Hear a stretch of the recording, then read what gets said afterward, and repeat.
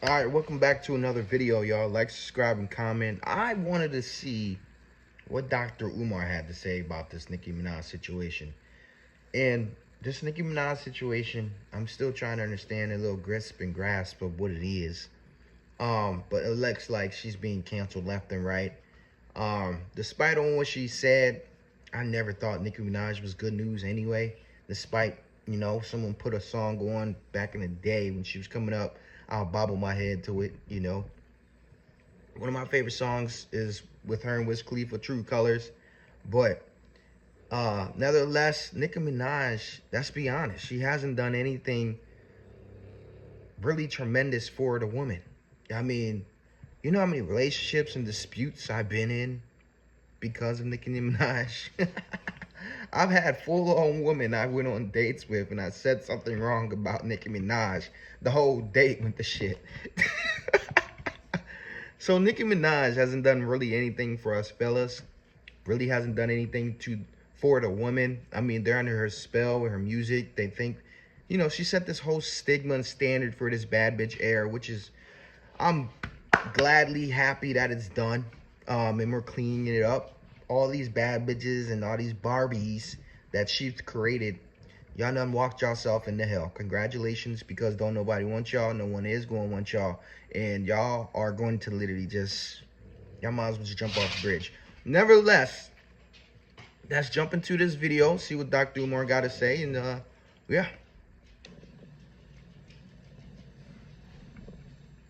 Dr. Umar, man, happy to have you back. It's been a while, man. I mean, I haven't had you on here in a while, man.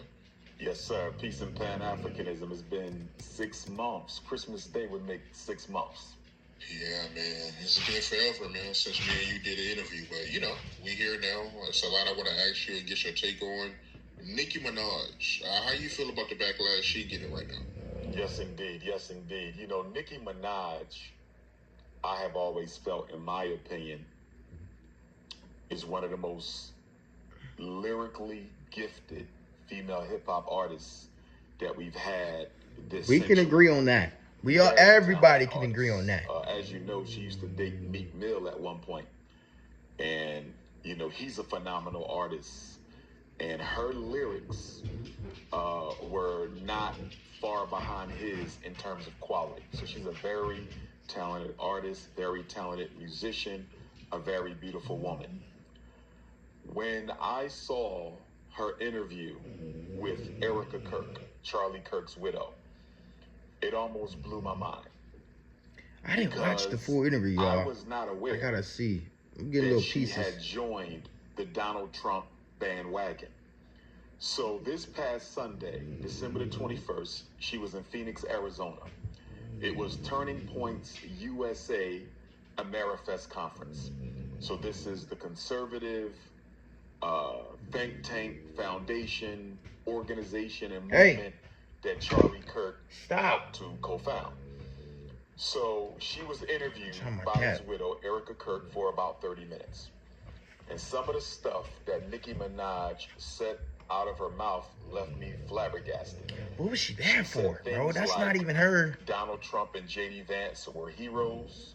That they were role models for our children. You see, I don't know enough about these things to be having a point about it. So I'm learning just as much as y'all are too. We watching this video together.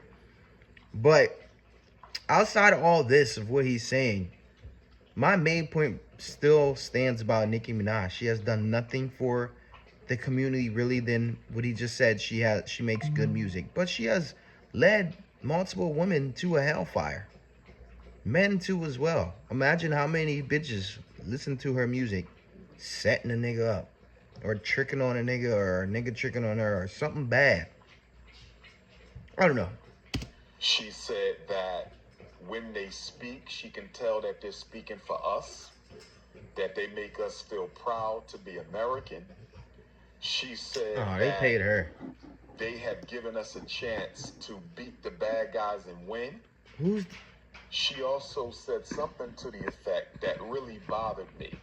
Nicki Minaj said, it's not just that, and I'm paraphrasing, I want to try to get it correct, but she said something to the effect that it's not just that we tell black children to feel proud of themselves, but it's like we're doing that, and at the same time, we're telling other children not to feel proud of themselves.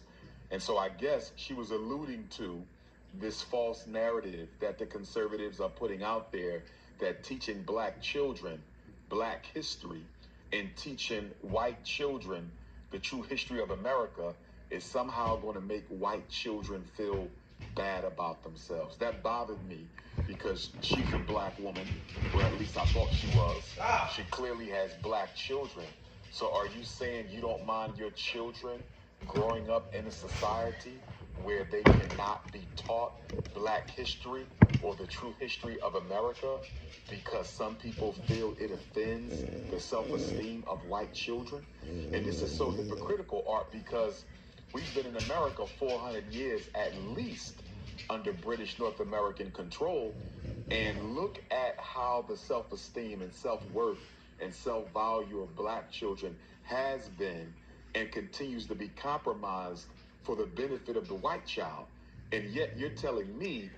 Yeah, this is one thing about the history that they've been saying. Like, you know, he said 400 years we have been in America from based off of what they've been saying in these books and these texts. That's a little fraction, dog. You know how you know how old Gaia is? Very old. And we are the copper people. I'm sure I'm not saying anything y'all know. 400 years is a little fraction, dog. What's the history behind before that, huh?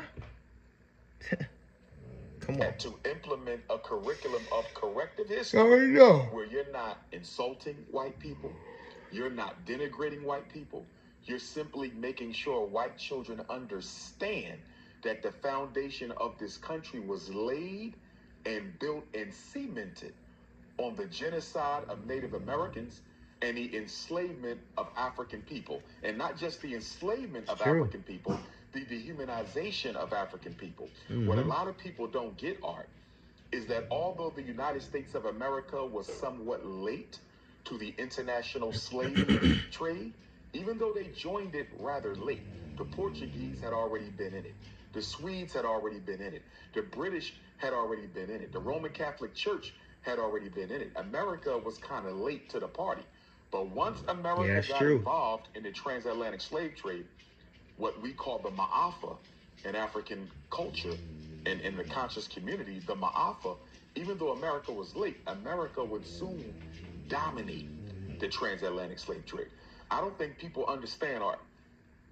Many of the streets and back roads of America were created so that they could traffic black people during the domestic slave trade. A lot of people don't understand that. When you see these small streets in front of big streets and all of your 13 colonies and subsequent states that joined the Union as slave territories, those small states, those small streets are in back of the large streets were created so you could sneak the slaves in the alleyway and traffic them in the alley and sell them in the alleyway. So, for example, we're in Philadelphia. In Philadelphia, you have Market Street, you have Broad Street.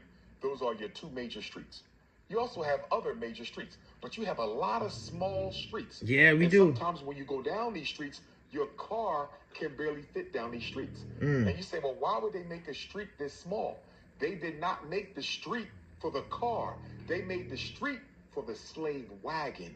They made the street for the slave couple. The streets were made long enough, large enough, just so the slaves could be trafficked down them. A lot of people don't even know that.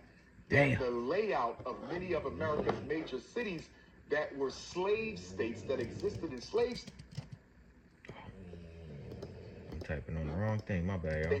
Those cities were laid out to benefit and accommodate the domestic slave trade. Because after 1808, Art, 1808 is when America outlawed the international slave trade.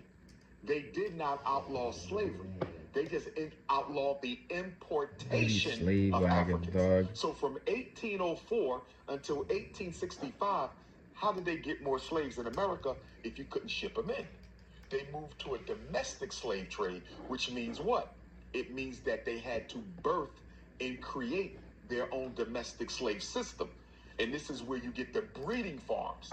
This is where you get the breeding farms where they would get a dozen black women, one black man, and his job was to keep those black women impregnated constantly. Wow. They were called the bitches, and he was called the buck. Wow. And unfortunately, we still refer to each other in those same pejorative terms. We call our women bitches, and we call the men bucks or the N-word. We use the same terminology on each other. Yeah, what's up, young buck? Yeah. So getting back to the Nicki Minaj situation. I haven't heard it in a minute, but what bothers me damn. about my sister, and I still love and respect her, and I'm going to hope that she engages in some corrective behavior, because this is insane. This is absolutely insane to see such a talented, beautiful they black paid woman her to say all that, dog.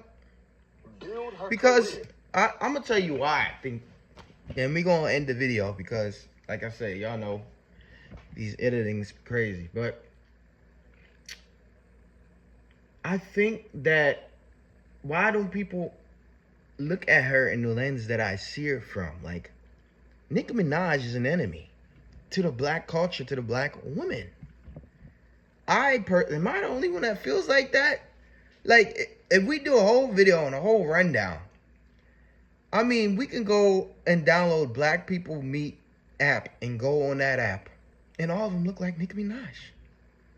Meaning, like, the wig, the lashes, you know, the lip shit that make their lip plump. You know, don't kiss a bitch with them because that should be making your lips break out. You know, the over excessive makeup, the ratchet nails. I mean, the list goes on, and then they all think like, Nicki Minaj is the one that created that. I mean, if you go on these dating apps, 9 times out of 10, the black girls got a Nicki Minaj song in their bio. If you want to know person's true colors, you ask them what's their favorite artist, what they like the rap, what they like to listen to. If they say Nicki Minaj, throw that girl out the window. Throw the girl out the window. Beyonce, Sexy Red, Cardi B, Glorilla, Lotto. If she got any of them songs in her playlist, save your money and go on the escort website and just buy one. And you best off doing that. But we gonna end this video here, man. Like, subscribe, and comment. Let me know what video we should do next. And honestly, like, my videos ain't even getting no push. I don't think they try and push my videos, but it's about to pop off.